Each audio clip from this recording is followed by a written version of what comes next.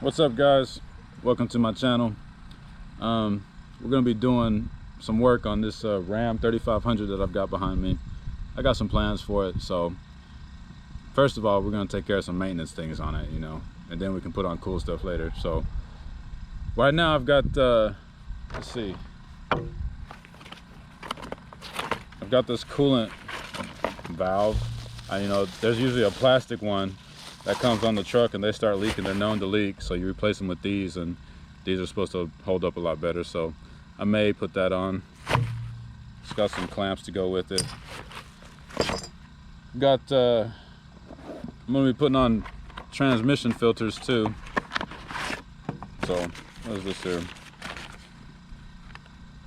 Okay, yeah, this is part of my transmission filter system. So this is the screw-on one that goes inside. Be putting that on. Got the other one here, if I can get this open. We're gonna put these transmission filters on.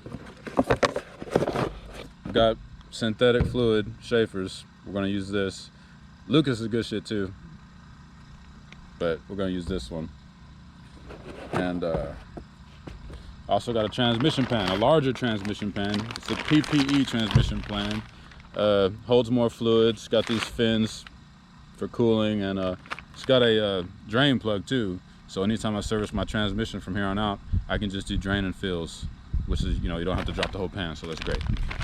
So we're gonna be doing that today.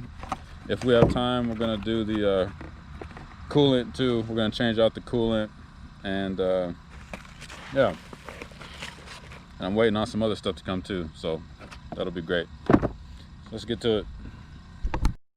All right, so I'll go ahead and show you guys around on the truck. So we've got a 14 Ram 3500. It's a four-wheel drive, clearly. Long bed, 8-foot bed. It's got XD wheels. I think these are made by KMC. They're 20s, 37s. Got a lift on here. Not sure what size. Good size lift though. Fox shocks. Yeah. Look inside. This is the Laramie, so it's pretty cool. 138,000 miles. Yeah.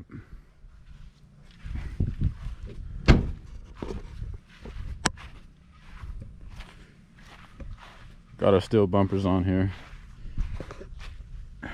Oh, there's another. And here's the thing. I got these Mag high-tech diff covers front and rear, and I wish I had gotten the matching transmission pad to go with it, but I had been ordering it online, and for the life of me, I was out of town. I couldn't remember what diff covers I had, so I just bought the PPE one. Seemed like a good product, and yeah, it was like $30 cheaper too than the Mag high-tech, so yeah, I'm happy with it. So another thing I've got going on that I need to take care of is I've got this fender well taken out because I keep having this low coolant warning light on, and I put two sensors in it, two brand new sensors. That's where they go, right there. And it hadn't fixed the light. And when I pulled out the sensors, they weren't wet. So I have a third sensor, a brand new sensor. I'm gonna put it in, and if that doesn't work, I'm gonna pull that reservoir out and see why the hell, what's going on. Because when I pull the sensor out, the sensor's not wet. If the sensor's not wet, how can it know? It's not gonna think there's coolant in there anyway. So anyways, that's another thing I gotta take care of. Got a lot of things to do on this, actually. It's just a bunch of small stuff, but it all adds up though, and it's a pain in the ass when you're just out of town all the time. You're always at work. So this is the truck.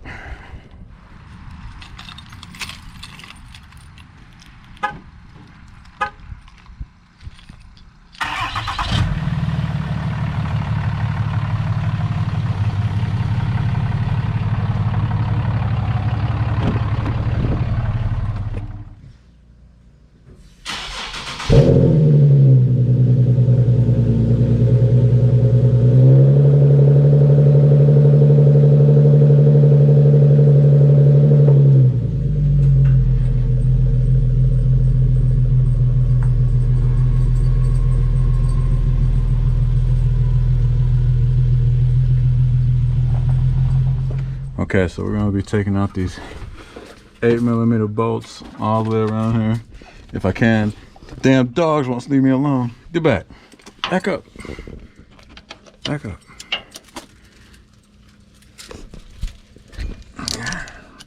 Break all these loose.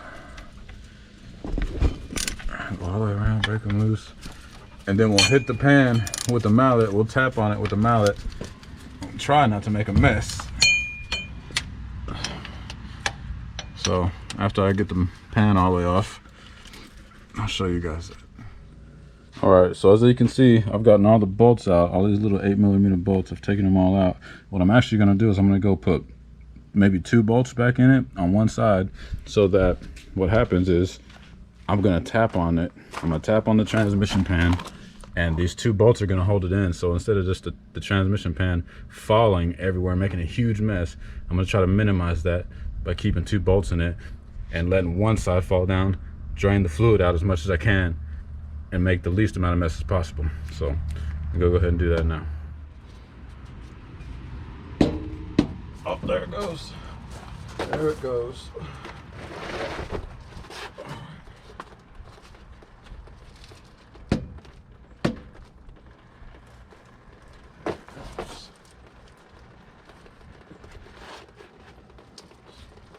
Put this cardboard under here to, oh, damn, got me.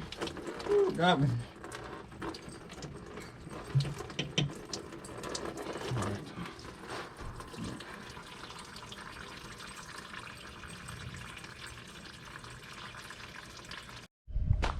All right, so we'll go ahead and take a look. There's our transmission pan right there. Got the pan off. There is the transmission filter, valve body. As you can see, we're gonna let this just kind of drip and dry, and then all around the edge of the transmission right there, we're going to dry that off and clean it up as much as possible, so that when we put the gasket sealer on, we're gonna have a nice clean surface for it to mate to. And we're gonna take that transmission spin-off filter right there in the corner, and we're gonna take off this filter too right here. We're gonna clean this up right now. That fits, I think. Okay, very important not to strip this out. You want to have a good firm bite and make sure this is the right size. Oh, that's tight. There we go.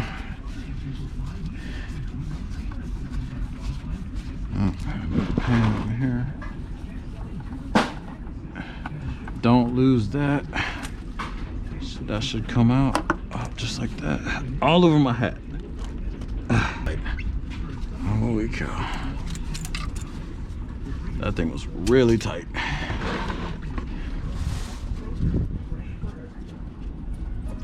All right. Splashing on my face. And running down my arm again. Oh, okay. There we go. All right. You want to check this rubber seal in here to make sure it's okay. You're really supposed to replace this. We're gonna make sure I have a new one before I pull that one out. Okay.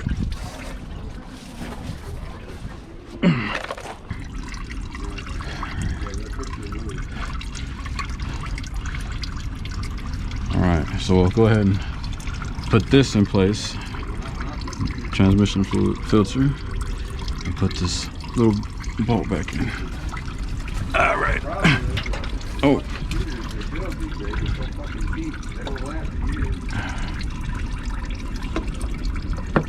Put that up in there.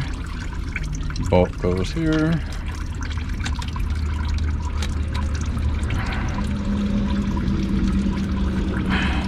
And tighten to spec.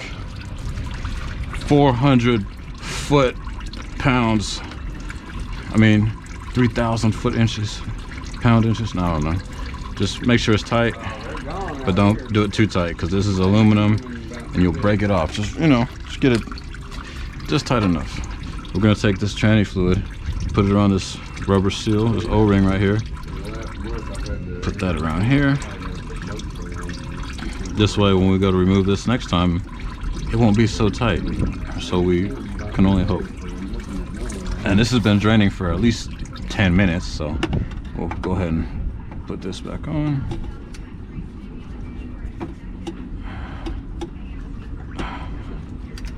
Why do you have to be difficult? There you go. And after we get this tightened up, we're gonna go around the edge around here, dry it off, make sure it's clean. That way when we put our gasket on, it will be a nice seal and we hopefully won't have any leaks. That's the idea. Just put this on, you know, hand tight. Doesn't need to be retarded. Okay. Just kind of dry this off. Get all this nice and dry.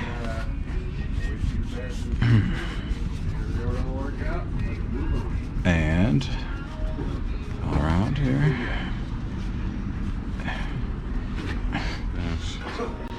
This one's considerably larger. It's gonna hold more fluid. I don't expect to see any real difference in temperature changes in the transmission, but I do know for a fact that after I put on that auxiliary oil transmission cooler and electric fan, it's certainly gonna be cooler. Okay.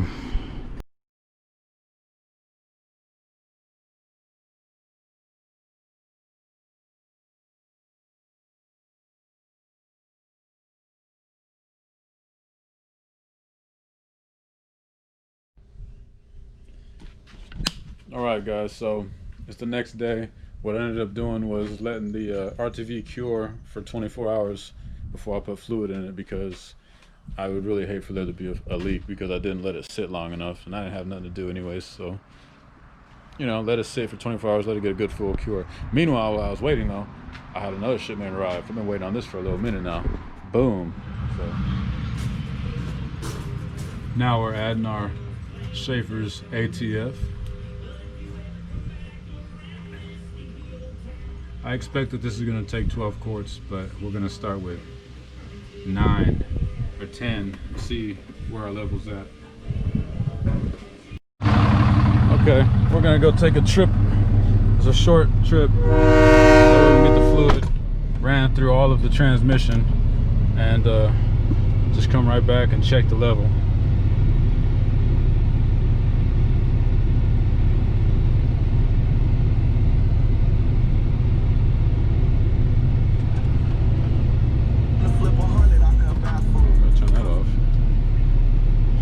Jamming in here.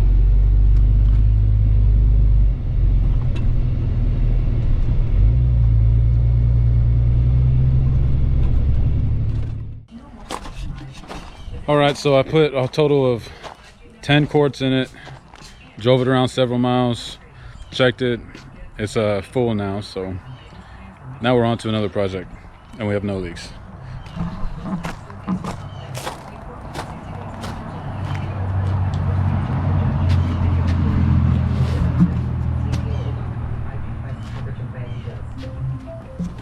Job loss and economic uncertainty has created the first ever she session in America.